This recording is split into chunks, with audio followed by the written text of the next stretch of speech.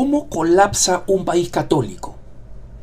Esta es una pregunta sumamente importante que nos tenemos que hacer muchas de nuestras naciones, algunas ya prácticamente en un punto de no retorno, y otras, por ejemplo, la mayoría de nuestras naciones de América Latina, como un relato real pero preventivo y que debe darnos una lección y no desesperarnos.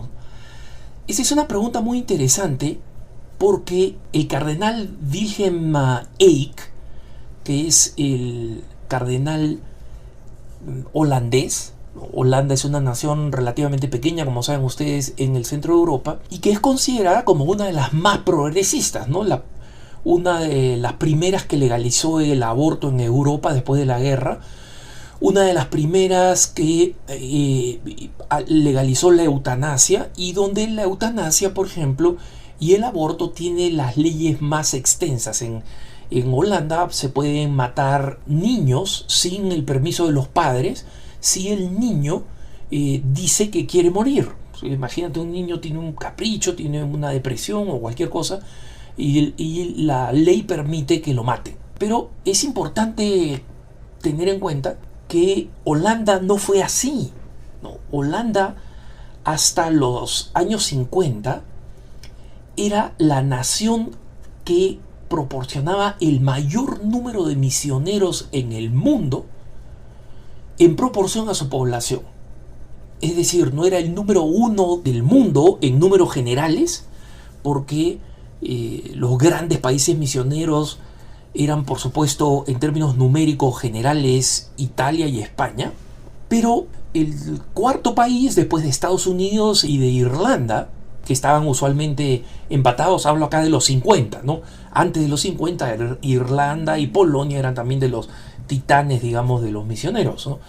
Pero en este caso, ya en los 50, Holanda tenía 19 millones de habitantes y 3 de cada 10 misioneros en el mundo, 3 de cada 10 misioneros europeos en el mundo eran holandeses. O sea, para que ustedes se den una idea de esta realidad, ¿no? Y eso que los católicos son la mitad de la población y un poco menos, porque Holanda es mayormente protestante, ¿no? Entonces, de estos 19 millones de habitantes, pónganle 9 millones eran católicos. De esos 9 millones tenían un índice de natalidad muy grande y habían familias de 12 o 13 hijos e hijas, en los cuales unos 9 o 10 terminaban siendo religiosos o religiosas. No era una cosa infrecuente. Y hoy en día Holanda es un desastre. ¿Qué cosa ha pasado? Entonces, en Italia han publicado un libro entrevista en el que le hacen estas preguntas al cardenal Eijk, y el cardenal Eijk responde con un espíritu de esperanza, ¿no? Pero hay una parte donde explica la historia de qué cosa pasó con Holanda, porque Holanda es hoy día el país más liberal, con el índice más bajo de participación religiosa, no solo de católicos, sino de protestantes, la natalidad en el piso minoritaria, es decir, las personas de distintas razas que son inmigrantes en Holanda están convirtiéndose en los grupos con mayor natalidad. Y el cardenal Eijk explica lo siguiente en su entrevista. Él dice: la caída de la iglesia holandesa puede enseñar algo interesante sobre las causas de una crisis de fe que nunca se ha visto. Y él cuenta que en el 9 de octubre de 1947, es decir, 2 años después de la guerra, un grupo de 9 personas, entre laicos y sacerdotes, se reunió en el seminario menor de la arquidiócesis de Utrecht, ¿no? Nosotros sabemos Ámsterdam es la capital de Holanda, pero la diócesis más antigua es Utrecht, y de ahí es de donde ahí es donde se nombra usualmente al arzobispo primado, al cardenal en este caso como el cardenal Eijk, ¿no? Dice que se reunieron para discutir los cambios inquietantes que se observaban entre los católicos de todo el país. O sea, ya en el 47, cuando todavía eran muy vibrantes estos números, ya existía esta preocupación, y los resultados se publicaron en un libro que básicamente constataba los siguientes problemas, dice el cardenal Eijk. Una fatiga de la pastoral. Es decir, ya los sacerdotes estaban cansados y estaban muy rutinizados, hacían todo el tiempo lo mismo, ¿no? Y veían que el vínculo entre los católicos y la iglesia no se fundamentaba ya en los contenidos de la fe, en lo que creemos, ¿no? En el ardor de la fe, sino que era un vínculo de tipo social. Es decir, el sacerdote también era el director del colegio, ¿no? Y era amigo de la familia, y era primo, ¿no? Entonces era básicamente una cuestión social. Luego se visualizaba la fe como un conjunto de mandamientos y un sistema de verdades abstractas que no afectaban la vida cotidiana. O sea, yo era católico, pero me educaba en otra cosa. Muchas de las escuelas, de las universidades con título católico, terminaban enseñando lo mismo que otras universidades seculares, ¿no? Y dice lo siguiente el cardenal Leigh: la pertenencia a la iglesia era en esencia un factor comunitario. Se iba a la escuela católica, después de la escuela secundaria católica, se era miembro de asociaciones católicas, sobre todo en el campo deportivo y en los scouts. Y se era católicos por motivos de pertenencia social, ¿no? Y el problema es que esta iglesia, con su unidad basada en los vínculos sociales y no en una fe vivida, en una fe intensa, no podía soportar cambios culturales tan radicales como los que comenzaron a presentar en 1960, ¿no? En los 60, por ejemplo, se disparó la riqueza per cápita, ¿no? Era un país de gente trabajadora y relativamente modesta, clase media. La economía se disparó y en consecuencia las personas podían vivir mucho más autónomamente, menos necesidad de contar en el resto de la familia, de forma independiente, estudiar más, consumir más, y una sociedad que iba haciendo a las personas individualistas, seguir la carrera, seguir el dinero, posponer tener hijos, posponer casarse, comenzar a participar de la gran liberación sexual, y todo esto sin una iglesia que tuviera algo que decir, sin una iglesia que dijera: oye, no, la vida católica es más valiosa, la vida católica que vivimos, la vida católica que es fiel a los principios es más valiosa. Y el cardenal Leigh explica lo siguiente: cuando las personas comienzan a ser individualistas y luego hiperindividualistas, él dice, el hiperindividualista no quiere un ser que lo trascienda, no quiere algo como la familia, como el Estado, como la iglesia o como Dios.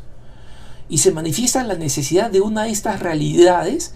Se trata de, y si se manifiesta la necesidad de una de estas realidades, se trata de una necesidad con fines utilitaristas, es decir, por intereses generalmente económicos que el individuo mismo no puede satisfacer por sí solo, y punto. Esa es la razón por la que voy a buscar a una institución, voy a buscar incluso a la iglesia. Todos los intereses se vuelven fundamentalmente pragmáticos y de beneficio. Y el cardenal Leigh sigue diciendo lo siguiente: cómo esta sociedad termina pues con gente que todavía se decía diciendo católica, legalmente se va desplazando a los extremos más radicales, ¿no? Y dice lo siguiente: lo que impacta es el hecho que en Holanda el debate sobre la introducción de la eutanasia ha precedido incluso al de la despenalización del aborto, al contrario de lo que sucedió prácticamente en todos los otros países. Efectivamente, cuando uno piensa Holanda, piensa fundamentalmente en eutanasia, no aborto. Y dice que en 1969 un importante profesor de la Universidad de Leiden, la más importante probablemente de Holanda, decía que los niños que habían nacido con graves anomalías físicas debían ser matados, básicamente, ¿no? Porque tenían deformaciones, eran feos, eran desagradables, iban a costarle mucho a la sociedad. En el 69, esto no se le ocurría a nadie, pues ni en América Latina, ni en Estados Unidos, ni en el resto de los países de Europa, ¿no? En 1980, él cuenta, el Partido Católico y dos partidos protestantes se fusionaron. La primera vez que actuaron políticamente tenían un tercio de las bancas en el Parlamento. Pero este partido de este tercio legalizó el aborto en 1981, ¿no? Con partidarios de este partido. O sea, personas que no creían en que el cristianismo tenía que guiar esta realidad, ¿no? El asunto es que él cuenta cómo este liberalismo fue avanzando en la sociedad, cómo las familias se fueron desintegrando, el divorcio se disparó, los matrimonios se pospusieron, las relaciones entre padres e hijos se rompieron porque los padres seguían en el mundo rural, los hijos emigraban a la ciudad para, digamos, su progreso personal. Y el cardenal dice, una de las intenciones del Concilio Vaticano II era que la Iglesia se abriera a la sociedad, cosa que hizo. Pero por su parte la sociedad no se abrió a la Iglesia, peor, la ha expulsado de la vida pública. Hoy en día la Iglesia ha caído en una de las más profundas crisis de fe de su historia. Están cerrándose los seminarios que antes estaban llenos, ahora han tenido un número minúsculo de ordenaciones.